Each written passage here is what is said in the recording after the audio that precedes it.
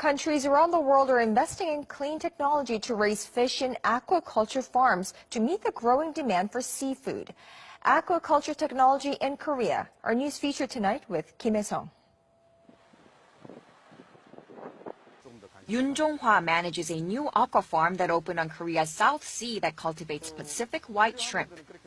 He will take his first crop, 1 ton of 5-month-old shrimp, to market across the country next week, the first time since the farm opened in June. The farm uses an advanced aquafarming method called Biofloc that purifies tank water as microorganisms that feed on fish waste like ammonia become food for shrimp when fully grown, meaning there is zero waste in the process. Biofloc technology makes our business lucrative and eco-friendly. The technology enables us to adjust the water temperature and reuse 99% of the water without using any antibiotics. We can cultivate shrimp any time of the year, and we produce 10 times more shrimp than other aqua farms of the same size. Aquaculture, the farming of fish under controlled conditions, has been used in Korea since the 1970s to raise marine plants, and in recent years the government has invested in eco-friendly aquafarming technology like Biofloc to meet the growing demand for seafood. The ocean's marine resources are limited, and if people keep catching fish at the current rate, these resources will disappear by 2050. To manage a limited supply of fish and satisfy the growing demand for seafood, cultivating fish using aquaculture is the only answer. Here at the National Institute of Fisheries Science, eel, a favorite with Koreans, grow at a healthy rate in these round tanks. 지금 보이시는 게 하얗게 우유처럼 나오는 게 정자예요. 예.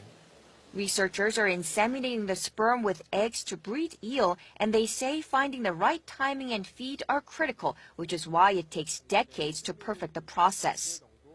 To speed things up, the institute has invested over $5 million in eel aquaculture since 2008.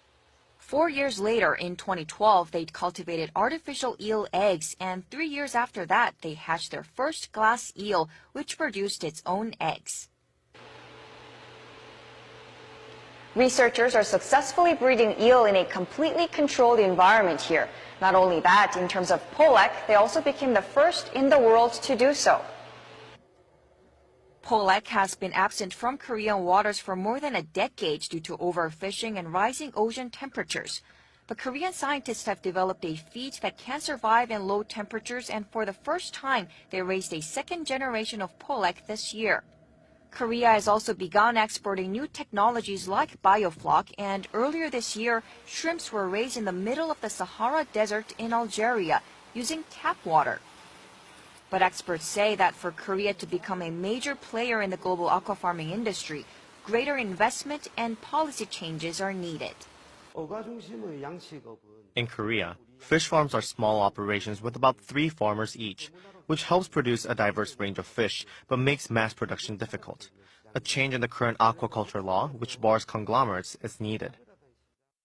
For instance, Norway, which exports $10 billion worth of seafood annually, or 20 times more than Korea, have companies leading seafood production. Norway, the world's largest exporter of salmon, has companies managing the entire value chain, reducing costs and maximizing benefits. Countries like Denmark or Japan are also investing in clean technologies like smart farming and equipment for high-quality mass production. That's why the institute is testing a remote control system called RAS, which is scheduled to be commercialized by 2019. The system lets people check temperatures, acidity levels, and water circulation from afar, which could reduce labor costs and facilitate mass production. That's why the institute is testing a remote control system called RAS, which is scheduled to be commercialized by 2019.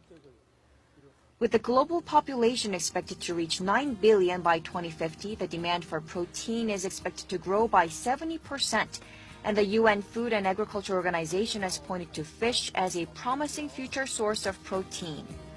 And to meet that demand, here in Korea, researchers are working to advance the technology so fish farmers can make the transition from catching fish to raising them. Kim Hye-sung, Arirang News.